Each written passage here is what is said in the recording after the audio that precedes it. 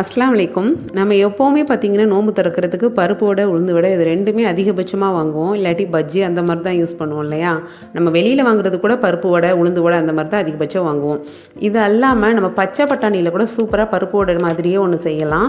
எப்படி செய்யலாங்கிறத வீடியோவில் போய் பார்ப்போமா? ரொம்பவே ஈஸியாகவும் இருக்குது, ரொம்ப டேஸ்ட்டுமே ரொம்ப சூப்பராக இருக்குது. வாங்க இது எப்படி பண்ணேன்னு பார்க்கலாம். நான் எலக்ட்ரிக் ஷாப்பர் எடுத்திருக்கேன்.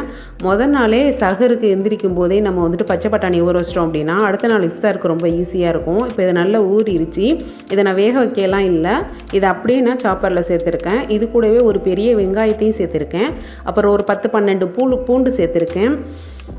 சோம்பு 1 ஸ்பூன் சேர்த்துருக்கேன். அப்புறம் பார்த்திங்கன்னா இதில் கருவேப்பிலை, மல்லி இலை இதெல்லாம் அந்த டைமில் நீங்கள் சேர்த்துக்கலாம். அது போக வரமிளகாய் உங்களுக்கு எவ்வளோ காரம் தேவையோ அந்தளவு சேர்த்துக்கோங்க. நான் ஒரு 4-5 சேர்த்துருக்கேன். அவ்வளோதான். இதை இப்போ நம்ம க்ளோஸ் பண்ணிவிட்டு கிரைண்ட் பண்ணி எடுத்துக்கலாம். நீங்கள் மிக்சியில் அரைக்கிறீங்க அப்படின்னா பல்ஸ் மோடில் வச்சு அரைச்சிக்கோங்க, அப்போ தான் கரெக்டாக இருக்கும். ரொம்பவும் மையாக அரைச்சிடக்கூடாது. ரொம்ப மையாக அரைச்சா ரொம்ப நல்லா இருக்காது. கொஞ்சம் கொரகொரப்பாகவே அரைச்சிக்கோங்க. இப்போ அரைச்சி எடுத்தாச்சு. நான் இப்போ இதையே பவுலாக எடுத்துக்கிறேன். இதிலையே எல்லாத்தையும் போட்டு கலந்துக்கலாம். நீங்கள் நல்லா பிசைஞ்சு கை விட்டு நல்லா பிசைஞ்சு எடுத்துக்கணும். பிசையும் போது கொஞ்சமாக அரிசி மாவும் லைட்டாக தண்ணி தெளிச்சும் சேர்த்துக்குங்க.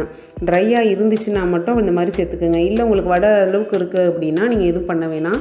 இப்போ இதை நம்ம எப்படி பருப்பு வடைக்கு தட்டி போடுவோமோ அதே மாதிரி எண்ணெய் காஞ்சதுக்கு அப்புறமா தட்டி போட்டுக்குங்க. ஸ்டவ்வை வந்துட்டு கண்டிப்பாக மீடியம் ஃப்ளேம்லேயே வச்சுக்கோங்க. ஹை ஃப்ளேமில் வைக்காதீங்க. வச்சிங்க அப்படின்னா உதிரியாக போயிடும். இப்போ இது பொன்னிறமாக சிவந்ததுக்கப்புறமா பெரட்டி போட்டு அதையும் மீடியம் ஃப்ளேம்லேயே வச்சு நல்லா பொரிச்சு எடுத்துக்கோங்க. ரொம்பவே சூப்பராக இருந்துச்சுங்க. மொறுன்னு உள்ளுக்கு அப்படியே பச்சை கலரில், வீடியோவில் கூட அந்த அளவுக்கு தெரில, உள்ளுக்கு அப்படியே பச்சை கலரில் இருந்துச்சு. சூப்பராக இருந்துச்சு, டிஃப்ரெண்ட்டாக. இது என்ன வடைன்னு பசங்க கேட்டாங்க. கண்டிப்பாக நீங்களும் ட்ரை பண்ணி பார்த்துட்டு எப்படி இருந்துச்சுங்கிறத சொல்லுங்கள். இது கூடவே தர்பூசணி மட்டும் நாங்கள் கட் பண்ணி வச்சுக்கிட்டோம் இஃப்தாருக்கு.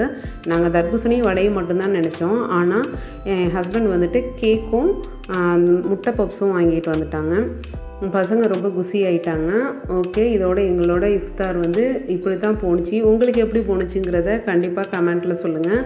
என் வீடியோ பிடிச்சிருந்துச்சு அப்படின்னா லைக் பண்ணுங்கள், கமெண்ட் பண்ணுங்கள். மறக்காமல் நம்ம சேனலை சப்ஸ்கிரைப் பண்ணிடுங்க. தேங்க்ஸ் ஃபார் வாட்சிங்.